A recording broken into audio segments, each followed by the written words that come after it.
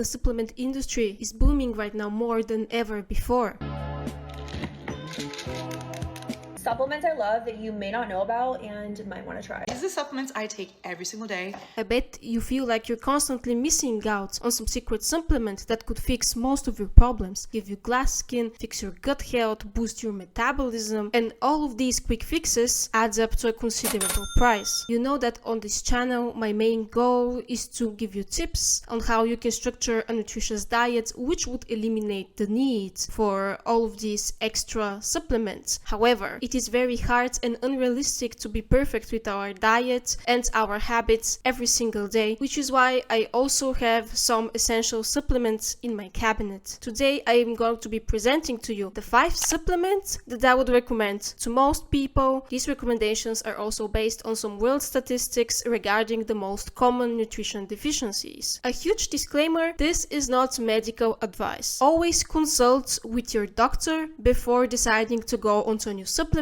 routine, or at least take the respective blood test for that nutrient. Most of the nutrients that I'm about to recommend have been proven to be beneficial. However, most of the studies were done on people that were deficient in that nutrient to begin with, and the same effects were not observed in people that were already having a replete status. Hello everyone and welcome back to my channel. If you're new here, my name is Clementina and I do nutrition, fitness, wellness content here on YouTube. I've graduated with a bachelor's degree in nutrition sciences and with a master's degree in food chemistry recently, and today I'm going to be presenting to you the 5 supplements that I would definitely recommend to most people and that I also take myself. I take 4 out of 5 of these. The last one I'm not taking right now, but I plan on starting in the next 3 or 4 years. Stay tuned to find out which is that one. The first supplement is a very obvious one. You've heard about it multiple times, but this is because it is that important. This one is vitamin D. Vitamin D has numerous functions in the human body, starting off with maintaining your bone health. It supports your immune system. It plays a key role in hormone regulation, skin appearance, muscle function, and so on. Therefore, a deficiency in this vitamin could lead to issues in all of those fields. About 7% of the world population suffers from a severe vitamin D deficiency. In the United States, statistics suggest that around 42% of people could have a deficiency in vitamin D. Not a severe one, but a suboptimal status. These numbers are increased in older generations since the production of vitamin D seems to decline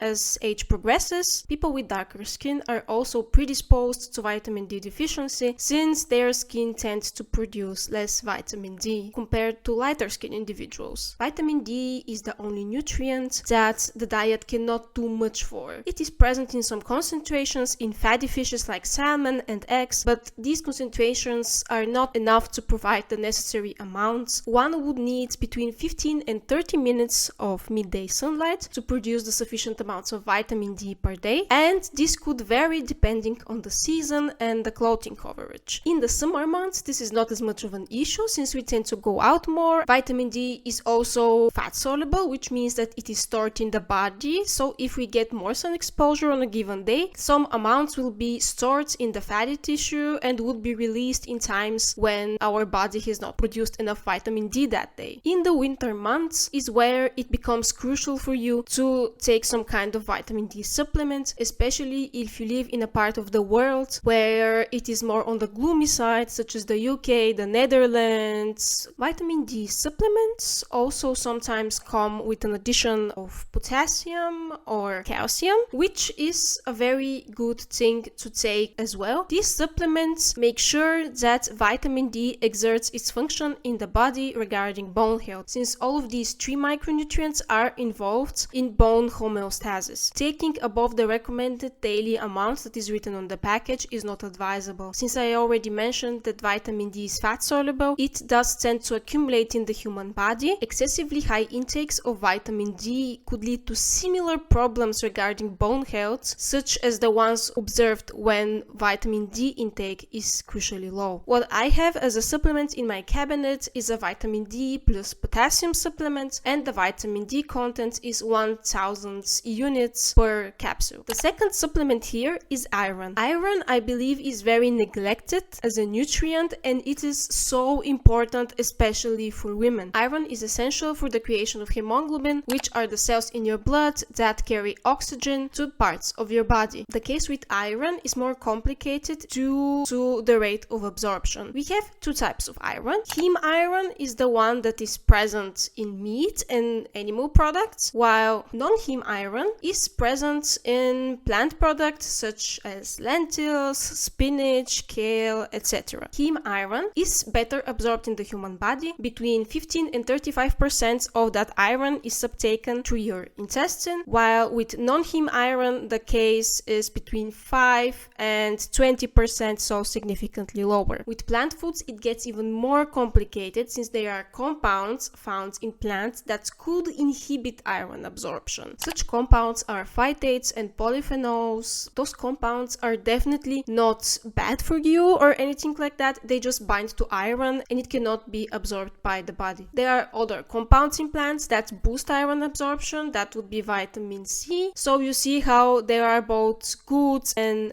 bad sides to the iron that's present in the plant foods. Iron deficiency is very common mostly among women. Since iron is found in higher concentrations in red meats, you can see how when most women do not consume red meat all of the time, they could have lower iron levels than men. The needs of women are generally higher for iron, especially for women that still have their periods, since we tend to lose a few grams of iron each time our menstruation comes. This is why I also take iron, but I do not take it the entire time throughout the month. I only take it in the week after my period starts, so I can replenish those iron losses. Iron deficiency can come in the form of anemia, and its symptoms are fatigue, apathy, paleness, also increased sensitivity to cold temperatures, etc. If it becomes more severe, it could lead to impaired immune function as well. Iron is also very important for women throughout their pregnancy to ensure both their own health and the health of the fetus. I would recommend doing a blood test before starting supplementing to see what your levels are, and also after you've been supplementing for a while. This is what I did last year, and also when I stopped taking iron as frequently. I saw that my iron levels were almost at the upper intake level. If you are interested in doing an iron blood test, you are supposed to also check out your ferritin levels. Ferritin is the main carrier in the blood of iron that is not bound to hemoglobin. So you have hemoglobin and you also have ferritin. The third supplement on the list here is also very popular, and those are fish oils or omega-3 supplements. Omega-3 fatty acids is another group that we tend to consume not very much of. Omega-3 fatty acids are found only in fatty fishes and in lower concentrations in other fishes, and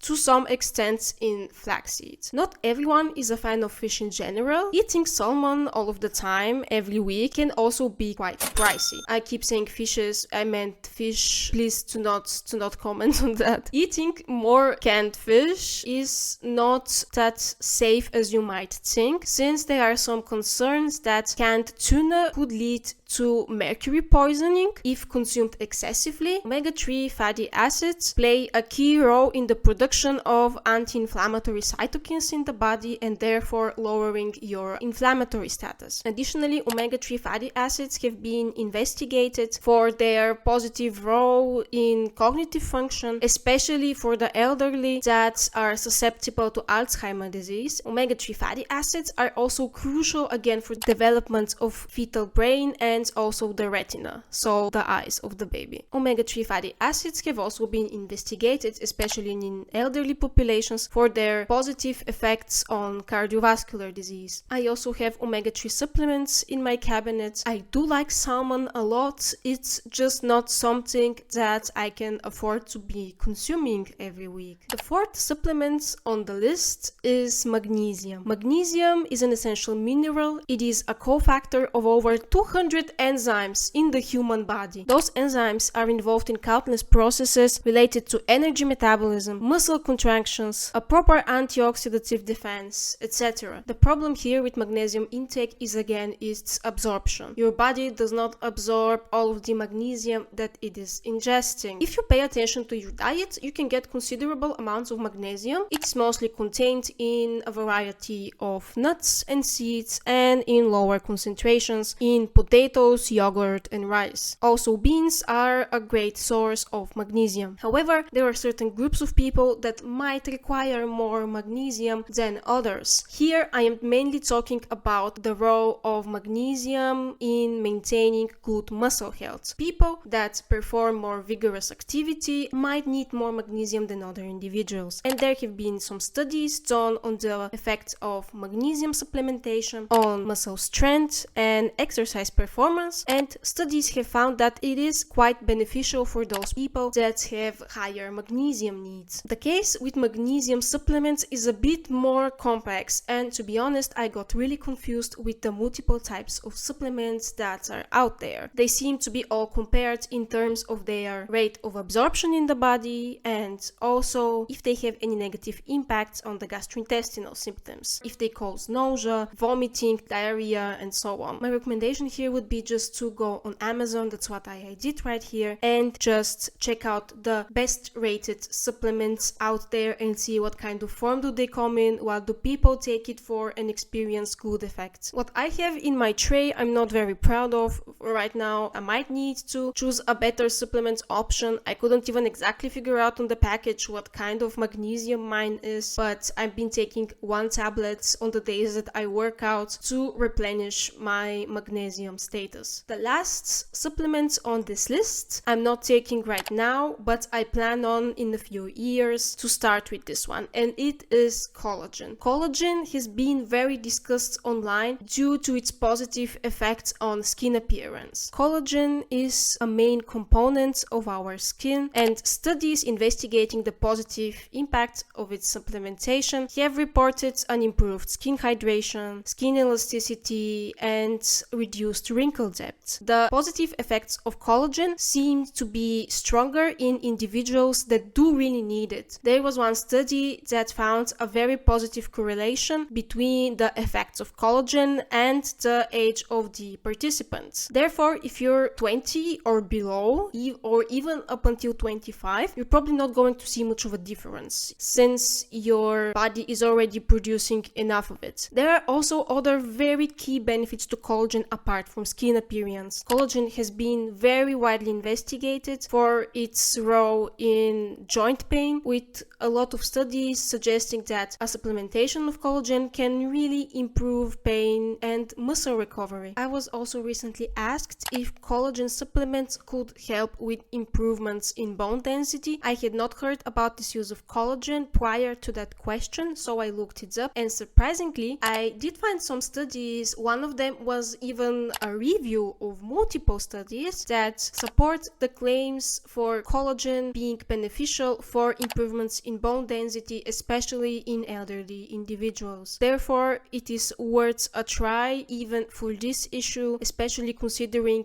the numerous other benefits collagen supplementation has on your health, especially as you age. Collagen supplements come mostly in the form of hydrolyzed collagen so that your body can absorb it. If it is not a hydrolyzed collagen, these peptides cannot be broken down. Some collagen supplements come in different servings. Most of the studies had servings of concentrations between 2.5 and 15 grams. Some supplements also contain other compounds apart from collagen. Some come with some vitamin C together with it, or biotin or hyaluronic acid. The one that for me makes sense is only vitamin C, since it's involved in the production of collagen. There was one study investigating collagen with vitamin C supplements and collagen, vitamin C, and hyaluronic acid supplements, and that study found no differences between the two groups. On the topic of biotin, you can easily consume enough with your diet. It is contained in a wide variety of foods, starting with eggs, peanuts, sunflower seeds, also organ meats, mushrooms. Biotin is really ubiquitous in so many different foods. If you're interested in ways to ingest collagen with your food, food and you do not want to take some capsules or powders, you can look up how to make your own bone broth. This is a way that you can supplement collagen with your diet. It is just important to mention that bone broth does not contain collagen in the same concentrations as the supplements. The concentrations in bone broth are much lower. Those are the 5 different supplements that I believe could help you if you have similar habits to mine. Most of them are also not on the crazy expensive side. You can find pretty good budget versions of them on Amazon, or also even at your local pharmacy, or even in some drugstores, although I would be cautious there, especially with the fish oil supplements, since if it's not a good quality fish oil supplement, those oils could oxidize. Thank you so much for watching this video. Don't forget to like and subscribe, and you can totally write in the comments if you want me to do a video on a specific topic next time. I also have my Fiverr gig in the description below, since I am a nutritionist and I do meal planning. Just a disclaimer, if you have a severe condition such as kidney disease, fatty liver disease, I am not authorized to make meal planning for you. In this case, you would have to turn to a registered dietitian or another medical professional. However, if your goal is to lose weight, gain weight, do body recomposition, I can totally help you with that. Thank you so much again for watching, and I'll be seeing you next time.